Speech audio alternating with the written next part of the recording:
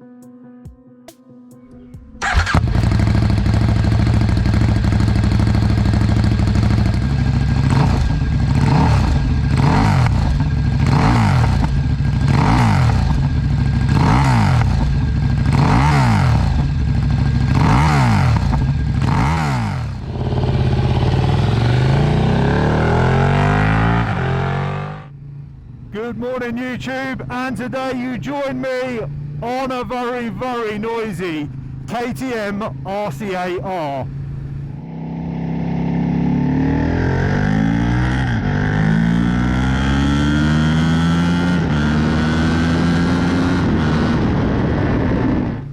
So this is a bike I've wanted to add to the collection for a very long time, and I've been waiting for the right one, the right bike. I'd never ridden one before. I'd heard very mixed reviews on them, mostly good. So I went ahead, took the plunge and picked up a limited edition Akrapovic, one of only 100 made worldwide. But before we discuss this bike, I'll give you a recap on all the models and bring you up to speed.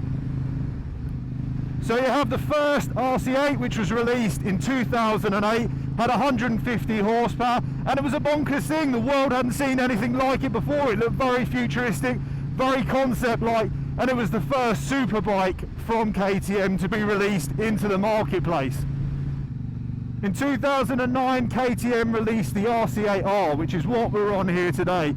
CC increased slightly, it remained a V-twin, but power went from 150 to 170 horsepower, which was a big jump up, and especially on a torquey V-twin like this. Now the R, like I say, featured a revised gearbox, which improved the issues that the false neutrals of the first generation had. So thankfully, if you are buying an R, that should be a thing of the past, and you shouldn't be experiencing any mechanical issues with the gearbox as per the first generation. You also got the beautiful multi-spoke forged wheels, and to identify between a normal RC8 and an RC8R, because people can obviously change the colour schemes, is you want to look for the orange frame, black swing arm and black calipers. If the bike's got a black frame, silver swing arm and the sort of goldy calipers, it is normally a normal RC8, unless obviously someone's retrofitted backward and forward. Finally, you have the 2011 to last run in around 2013 of the RC8R, which featured the twin spark engine, so 2 spark plugs per cylinder, which was supposed to improve the fueling. I say it's not something I've ridden. I mean, it can't be any worse than this, especially around town, but it fixes the niggles. It also came with a slipper clutch as standard. Now, for those that don't know, when you roll off the throttle, you get engine braking. In a V-twin, you get a lot of engine braking, and it's typically not something you want at the wrong time, because you can cause the rear wheel to lock up, all sorts of havoc, which is far from ideal if you're just enjoying the ride. So that came as standard, and you also had the benefit of the gear indicator. Now, I ride a lot of older bikes, so it doesn't bother me too much, but it is nice when you're on the motorway to be, yep, it's in 6th gear. And now let's have a feel of that torque.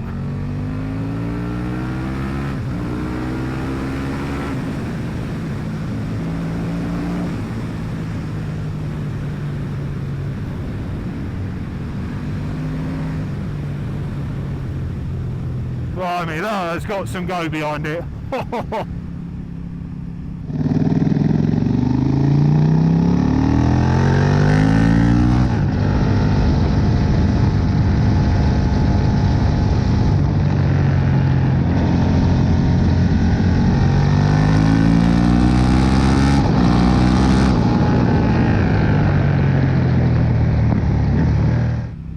So we'll talk about the engine. Obviously a stonking almost 1200cc V-twin packing out over 170 horsepower on the RC8R, and obviously 150 if you have the normal RC8. Now, the actual engine itself, when it's opened up, anything above 3,000 RPM is beautiful. It really is a monster. There is so much torque that you could just feel anywhere from 3 to 10,000 RPM. Twist your wrist, it don't really matter what gear you're in. The thing just absolutely takes off. It is bonkers. Something that I'm still getting my head around is the engine braking. It is monstrous. I mean, it turns in lovely. It doesn't fill you with any doubt in terms of handling, but and that torque.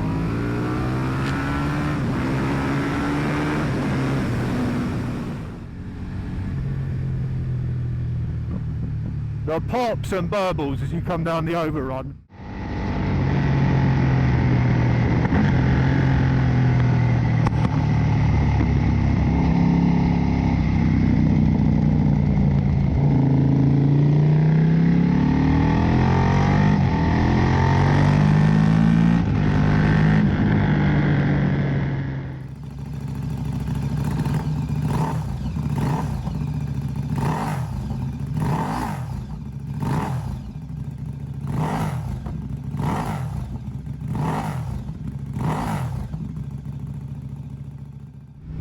The sweet spot for this engine is 3,000 to 10,000. Like now, even when I'm just cruising normally, if I try and up it a few gears and show you guys, here we go, 2,000 RPM, roll on the throttle.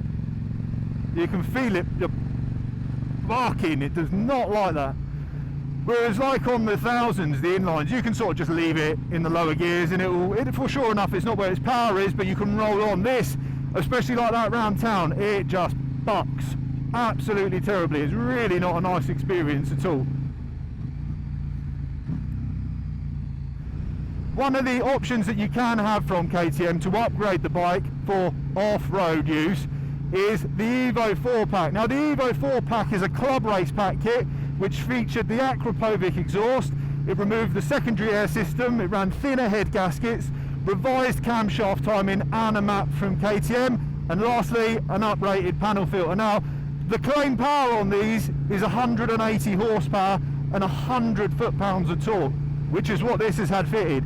And I can assure you, it is a monster. There is no more need for torque anywhere in the power curve on this bike. It just, the moment you twist your wrist, I mean, we're what, cruising now, probably about 4/5 gears again, no, it roll on. And you can literally just feel it try to rip you from your wrist. It's absolutely monstrous. Now with the Evo 4 pack, obviously you've got a full titanium Akrapovic exhaust, which looks beautiful. It is probably the loudest thing I've ever ridden, and that is a bold statement, or even driven, because I love loud vehicles. But you come past people, even like now, because you have to be above 3,000 RPM, and they're just nodding their head like, mate, what are you doing? Shut that thing up. But it does sound fantastic on the power. The torque, like here, you just monster.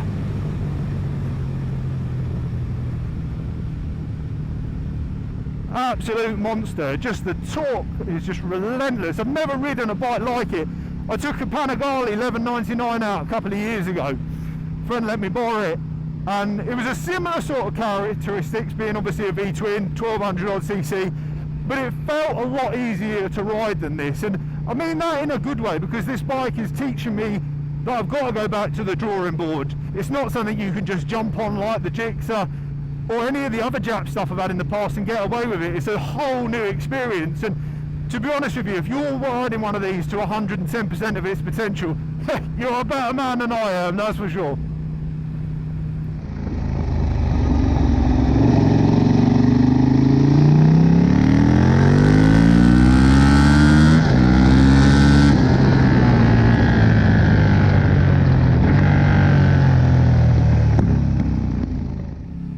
So handling wise, you've got these beautiful Martesini wheels. The forged wheels are standard on the 2009 to 2010 RC8. Sadly, in 2011, the RC8R went back to the 5-spoke wheels, and they went back to the cheaper version of the front forks, and it's easy to spot because the 2009 to 2011 RC8 has black fork stanchions because of the special coating used on it, whereas the other generations, all you'll notice will have like the chrome polish look to the standard stanchions. Now, for those of you that don't know, WP Suspension, who build, I believe KTM actually own them, but they build all the suspension now, especially for their top end bikes, actually used to stand for white power. Who in the marketing department thought that was a good idea? It's not even a lie. So it is now just known as WP Suspension, for obviously slight racial implications that could come from that, but it does do a fantastic job. It's probably a little bit firm for road use, and I've softened the settings up to try and provide a little bit more comfort, because it does feel, like I say, it is wanting to be on a track. Handling wise, the low speed stuff ties in with the engine. It's a funny bike, low speed cornering, because it's always trying to chug unless you're either high in the rev range. It just feels very unnatural, low speed roundabout. So it's certainly not one of those bikes that compliments you or flatters you as a rider, but when you get it on long flat out sweepers like we've been having here, it's absolutely fantastic. It just, that's where it comes alive. It just wants to be moving through high speed corners. Brakes come as standard, with obviously the Brembos being the premium brand available on the market, especially out of the factory. You've got these gorgeous monoblocks as standard on the front, and to be honest with you, on the road you ain't going to need any more braking power ever. There is absolutely stonking amount of brake power.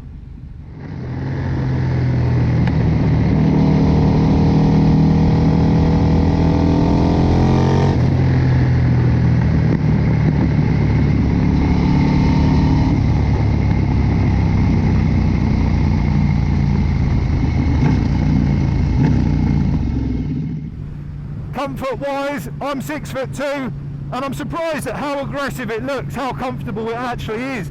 It doesn't feel like an absolute pig to be riding on. It actually feels really comfortable. I did actually 300 miles on it yesterday to the Cotswolds, and I got off the bike and I ate, because I don't do particularly well with being on these things for a long time. But it wasn't bad at all. I was genuinely really impressed at just how comfortable it is for the time, and there's plenty of space on here. Another beautiful thing with the RC8 is absolutely everything is adjustable as factory.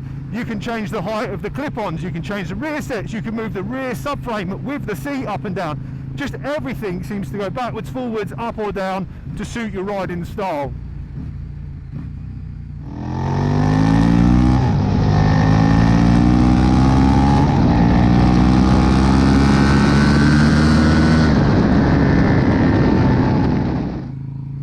Technology, well, if you've come from something modern with a load of anti-wheelie, ABS, traction, watch yourself with this, because it is the last of the real sort of purist bikes where it is you and the machine. Sure, you've got fuel injection and electronics on here, but nothing that's going to save you. You fuck up on this, it is going to bite you, and will it bite you hard? Because of that torque with the V-twin, it is an absolute monster.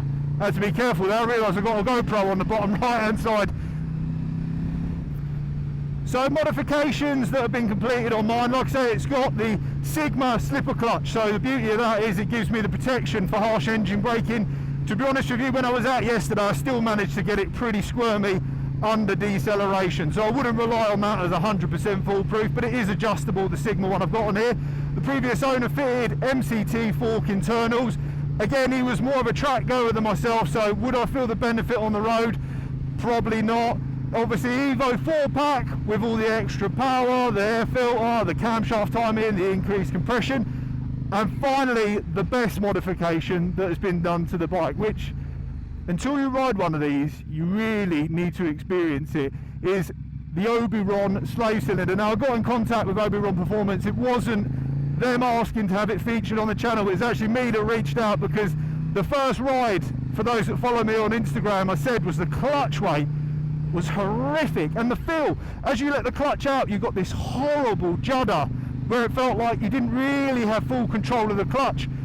Combine that with a monstrously torquey V-twin that doesn't like being below 3,000 RPM, made for an absolute pig. So I got in touch with Oberon Performance and said, look, I'm in desperate need of resolving this. I've heard good things in the Ducati world, but I've never tried one myself. So I said, look, you've got some options.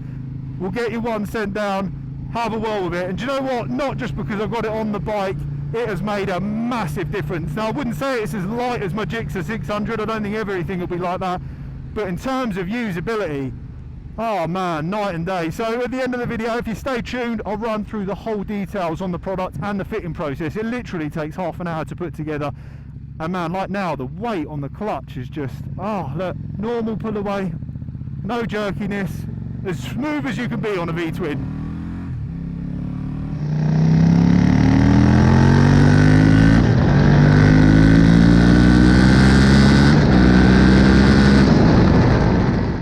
So is she a keeper? Well, it's been an absolutely fantastic experience riding it. I've got to be honest, the first 50 miles I wasn't actually that sold. I was a bit like, oh, it's a bit agricultural, it's not really making me feel like I want to push it. But the more I've been riding it and really trying to understand it, I'm actually really beginning to enjoy it. So certainly give it some time. It's going to be a long-termer for me. For those that follow me on Instagram, we were supposed to be taking it to the Nürburgring for a 3-day sort of experience out there, because I can't get it any tracks in the UK because of how loud the Aquapovic exhaust is. Obviously other things we're going to do, a little bit of tarting up. I've got a few stone chips, I've got a little rip in the back of the seat, and I'll say it's just one of those things. It's an old bike, 11 years old now, so certainly going to tart it up, and it'd be good to get it on the rolling road as well and actually see what it does power wise. Will it make that claimed 180 horsepower? Unlike a lot of my other stuff, I'm not actually chasing numbers on this bike. It don't feel short-changed at all. To actually push this 100% is some going, if I'm honest. So while we're taking in some of the greenery, let's have a little talk about buying an RC8. So the RC8, the normal version, if you're looking, well, I'm going to say, let's argument say place these all around the 10,000 mile mark. You're going to be looking at about £5,000 for the first generation RC8, 150 horsepower, more than enough for the road. But it's those gearbox issues that would always worry me with the false neutral problems. So you then move to the realm of the RC8R, the 2009 to 2011, which at that point it does start moving the price bracket up to about the £7,000 mark. And that's not to say it's not worth it. You get the extra power, you get the foolproof gearbox. Well, obviously everything's mechanical, things can fail, but doesn't suffer with the known issues. And then thirdly, you've got the 2011 RC8R, which loses out on the cool multi-spoke forged wheels, but you do get the slipper clutch and gear indicator, and probably because it's the last run out, it's going to be the most safe investment wise. It's the last one, as I say, the last pure RC8, the only super bike they've made. The CEO himself said that he didn't want to produce the RC8 anymore because it was too dangerous for the road. I find that hard to believe, because the 1290 Duke makes similar power and is a naked. How much power do you need on a naked bike? But maybe it was the marketing disaster, because the RC8 was never a great sales story for KTM. When it was released, it was knocking on nearly £15,000 for the R, which compared to its Japanese rivals, madness. That's a lot of money for an unproven bike. You've obviously got the special editions, like my one here, which is the traditional RC8R with the Aquapovic sort of plaque. It's one of 100. There's a Red Bull edition as well. So if you can buy something like that that's a bit collectible, obviously your money is going to be safer. It's not a poor choice in that respect, because you can ride it, you can use it, it's not going to really have any mechanical problems if you stay on top of it, and your money should be pretty safe. Reliability of the RC8. So I've discussed the gearbox a few times on the original one. That's the biggest point for me of putting me off of first generation RC8. The second thing that I've seen happen is clutch springs coming out. Now apparently the torque setting is quite low as standard, and the problem is they just rattle themselves loose with the V-twin, and then of course you've got a spring rattling around in there, and it just does catastrophic failure. If you search KTM RC8 clutch spring failure, it is disastrous looking. Certainly something I wouldn't want to experience. So it is worth, if you do buy one, getting the torque settings checked, I hope, because this has had the Sigma clutch fitted and it's all been done by a specialist, that I shouldn't have to worry about that on mine. Finally, in terms of issues that I've seen regarding the engine, is the reservoir cap for the coolant. Apparently it can split, it can come loose, it's quite a shite design. Not a big expense, but obviously puts you in a bit of a messy situation if you're leaking coolant everywhere. Thanks for watching, guys. I hope you enjoyed the RC8R review.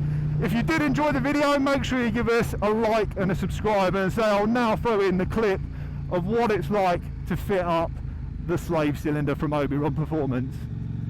As mentioned in the review, the first modification I've carried out to this RC8 is the Oberon Performance slave cylinder.